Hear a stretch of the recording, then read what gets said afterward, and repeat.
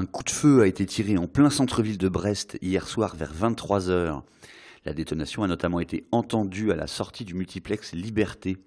Un trentenaire défavorablement connu de la police a été interpellé en état d'ébriété. Le tir serait intervenu sur fond de tension entre bandes rivales habituées des abords de la place de la Liberté. Une fusillade s'était déjà produite ce week-end à Pont-à-Nézen. Un contrôle de gendarmerie a eu lieu aujourd'hui au centre de plongée des Glénans dans le Finistère. La procédure est intervenue alors que l'activité du centre a été interdite par le préfet. Les plongeurs du CIP étaient toutefois retournés à l'eau quelques jours plus tard. 3 accidents ont déjà eu lieu cet été et 2 l'an dernier, dont un mortel. L'attribution de la ligne aérienne Lannion-Paris à la compagnie Chalair a été annulée hier. Bilan, la continuité des vols après le 23 septembre est menacée.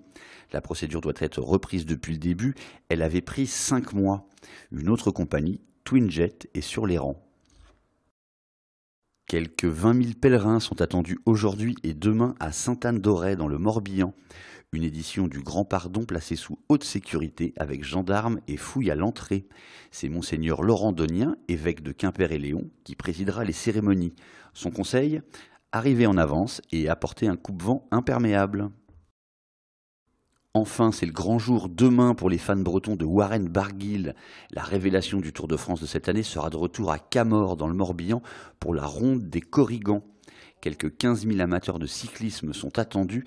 Des animations sont prévues toute la journée. Départ de la course à 19 h.